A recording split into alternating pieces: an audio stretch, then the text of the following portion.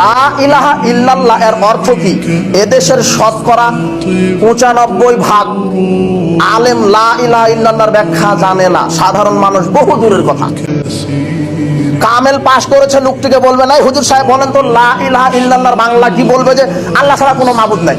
অথচ একেবারে অনুবাদই ভুল।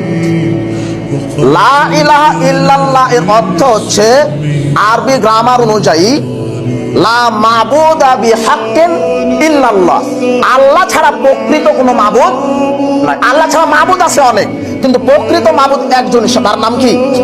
আচ্ছা, আল্লাহ ছাড়া মাবুদ কে? আল্লাহ ছাড়া আপনার মাবুদ পীর সাহেব? হ্যাঁ, বুঝতে পারেননি? আল্লাহ ছাড়া আপনার মাবুদ কবর, মাজার, খানকা, দুর্গা, কালী, হ্যাঁ, মূর্তি, ভাস্কর্য, এগুলি পূজা হচ্ছে না? মানুষ এগুলিকে পূজা করছে কেন? আল্লাহ বলছেন মুহাম্মদ সাল্লাল্লাহু আলাইহি সাল্লাম, আপনি ওদেরকে জিজ্ঞাসা করেন তো আবু জাহল, উতবা, সাইবা এরা মূর্তি পূজা করে কেন? মুহাম্মদ সাল্লাল্লাহু আলাইহি সাল্লাম জিজ্ঞাসা করলেন, নাই তোমরা মূর্তি পূজা কেন করো?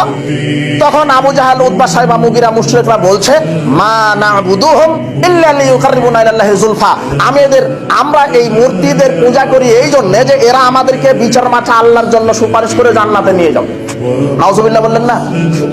এখন আপনার হাজী সাহেবকে জিজ্ঞাসা করেন যে তুমি মাজার পূজা কেন করো, খানকা পূজা কেন করো, পীর পূজা কেন করো? হাজী সাহেব বলবে যে পীর সাহেব শাফাআত করে আমাকে জান্নাতে নিয়ে যাবে। নাউজুবিল্লাহ মিন জালিক।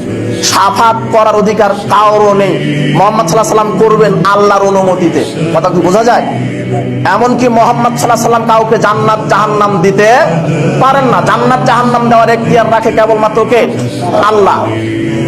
সেই যুগের কাফের মুশরিকরা প্রাণহীন মূর্তির উসিলায় কল্যাণ প্রার্থনা করত, আর আমাদের দেশের মুশরিক মুসলিমরা মাজারে গিয়ে, বায়েজিদ বোস্তামির মাজারে গিয়ে দেখবেন এই বড় বড় ওই যে গজাল মাছ, কুমির চাষ করা হচ্ছে।